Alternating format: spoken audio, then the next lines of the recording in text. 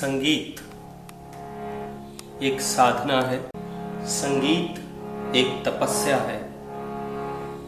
और जो संगीत सीखता है वो उम्र भर इससे लगाव लगा लेता है। मरने तक वो अपने आप को संगीत में कभी परिपक्व नहीं मानता और वो सीखता रहता है। और जैसे जैसे इसमें समय बढ़ता जाता है, संगीत में जो ज्ञान है वो और बढ़ता जाता है। बहुत ही पुरातन समय से संगीत चला आ रहा है। राग रंग कोई आज के नहीं, तानसेन, बैजू बावरा और उससे पहले भी बहुत बड़े संगीतज्ञ हुए हैं। कौन भूलता है पटियाला घराने के उस्ताद बड़े गुलाम अली खान साहब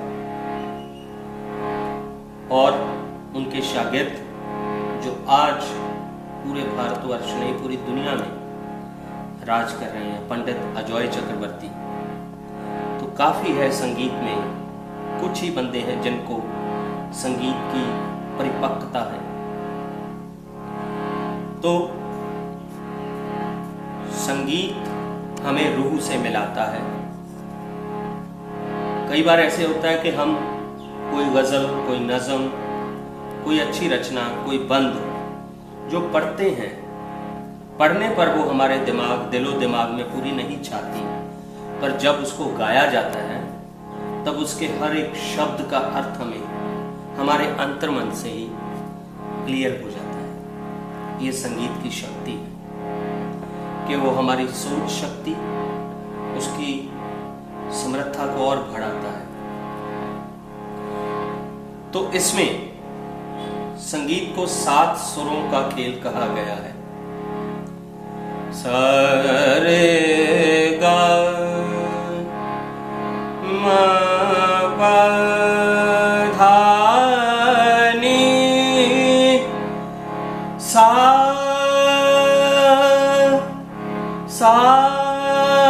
नी धा पा मा गा रे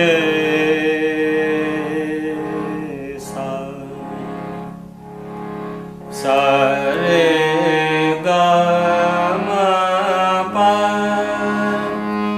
धा नी सा नी धा पा मा गा रे सा। तो अभी मैंने 7 सुरों की जो उसके कुछ एक अलंकार आपके सामने पेश किया। तो हारमोनियम में कुल 7 स्वर होते हैं, पर उन 7 स्वरों में कई स्वरों के 2-2 रूप हैं। सिर्फ 2 सुर है, सा और पा। ये दोनों हारमोनियम के एक सप्तक में इनकी मात्रा 1-1 होती है। बाकी स्वर 2-2 होते हैं। मैं अभी यहाँ पर हारमोनियम में आपको बजा के दिखाऊंगा और साथ साथ गाऊंगा भी, ताकि आपको पता लगे कि कौन सा स्वर कौन सा है। सा रे रे गा गा मा मा पा दा दा नी नी सा। तो ये सा शुद्ध है, रे कोमल, रे शुद्ध, ग कोमल, ग शुद्ध, म शुद्ध, म तीवर, प शुद्ध, ध कोमल, ध शुद्ध, नी कोमल, नी शुद्ध। तो इसमें आपने देखा सा और पा 1-1 स्वर है। कोमल स्वर जो है ये शुद्ध स्वर से पहले आता है। जैसे आपने रे कोमल, रे शुद्ध, ग कोमल, ग शुद्ध, म शुद्ध, म तीवर। अब जो म तीवर आया ये शुद्ध मां से आगे आया, उसके बाद आया, तो इसलिए इसको तीवर कहते हैं। तीवर माने उससे थोड़ा सा तेज। म तो तीवर स्वर केवल एक ही है, म शुद्ध से आगे म तीवर, प शुद्ध, ध कोमल, ध शुद्ध, नी कोमल, नी शुद्ध। अब जो है इस हारमोनियम में कुछ सप्तक हैं। सप्तक माने 7 स्वरों का एक समूह। ये मैं आपको पहले ही बता चुका हूं कि स्वर तो 7 ही हैं, पर उनमें किसी किसी स्वर के 2-2 रूप हैं, तो इसलिए इसको सप्तक कहा जाता है। एक साल से लेके दूसरे साल तक का जो हिस्सा है, तो इस हारमोनियम में 3 सप्तक पूरे हैं। इस सप्तक को कहते हैं मंदर सप्तक। ये बिल्कुल मध्य में है, हारमोनियम के मध्य में, इसलिए इसको कहते हैं मध्य सप्तक। यहां से लेके इधर तक इसको कहते हैं तार सप्तक। और तार सप्तक से आगे जिसमें सिर्फ 4-5 स्वर ही है, इसको कहते हैं अति तार सप्तक। वैसे कई हारमोनियम में अति तार को काफी हद तक बढ़ाया होता है, तो ये सप्तक है। अब जब हम इसका स्वर अभ्यास करते हैं, तो स्वर अभ्यास के लिए हमें ज्यादातर सा स्वर पे ध्यान देना चाहिए। जैसे अभी मैं थोड़ा सा करूंगा तो आप उस स्वर को पहचानना के कहां पे ये स्वर बोला जा रहा है। जैसे इधर मैंने जो कॉर्ड दबाया हुआ है ये प स ग, तो मैं अभ्यास करूंगा स्वर का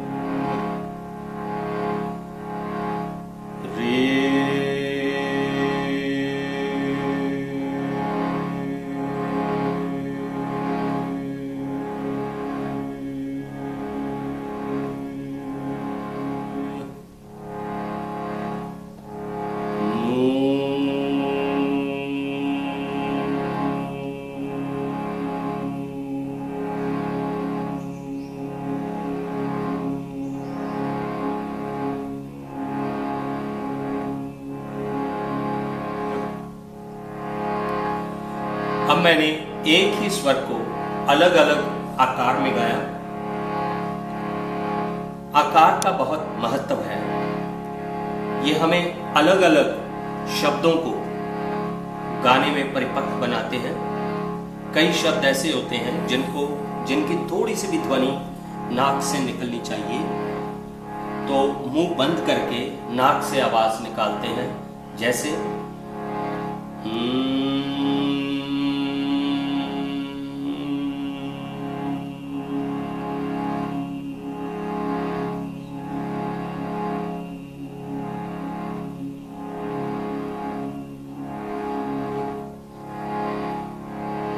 तो एक आकार है मुंह पूरा खोल के, और मुंह इस तरह से खोलना है कि दोनों जो हमारे बोथ सेट्स ऑफ टीथ हैं उनमें कम से कम 2 उंगलों का फासला होना चाहिए।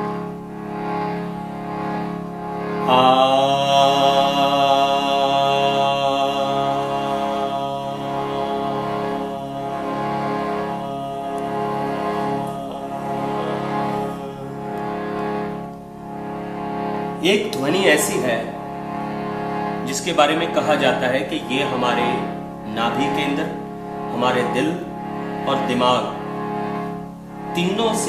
तीनों का सुमेल होती है। माने उस शब्द की आवाज हमें 3 स्थानों पर महसूस होती है और उसका उच्चारण सबसे पवित्र भी माना गया है। और जब हम उसका उच्चारण करते हैं आंखें बंद करके, तो हमें ज्यादातर आवाज हमारे नाभि के अंदर से महसूस होती है। तो कहा जाता है कि वो जो बंदा गा रहा है वो बिल्कुल अपनी अंतरात्मा से गा रहा है। जैसे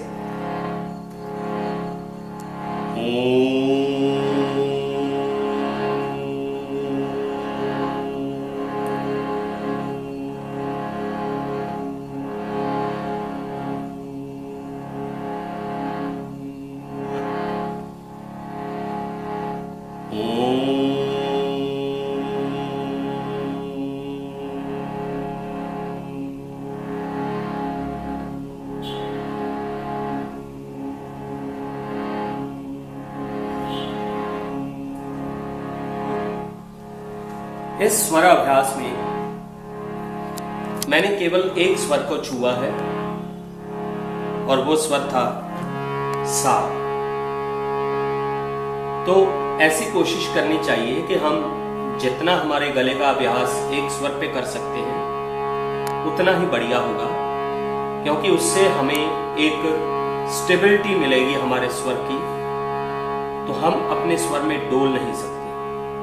और इन स्वरों का अभ्यास दिन में कम से कम 15-20 मिनट और शाम को भी लगभग आधा घंटा करेंगे तो हमारे संगीत सीखने की ये पहली सीढ़ी भी होगी और हमारे जो हेल्थ पॉइंट ऑफ व्यू से हमारी जो सेहत है उसके लिए भी बहुत बढ़िया होगी। हमारी जो श्वास प्रणाली है, श्वास प्रणाली, उसको भी ये बढ़ाएगी। हमारी सांस लेने की जो समर्था है वो बढ़ेगी। तो ये आज का पहला लेसन है। कल को हम आरोह, अवरोह और उसके अलग अलग प्रकारों के बारे में जानकारी एकत्र करेंगे। धन्यवाद।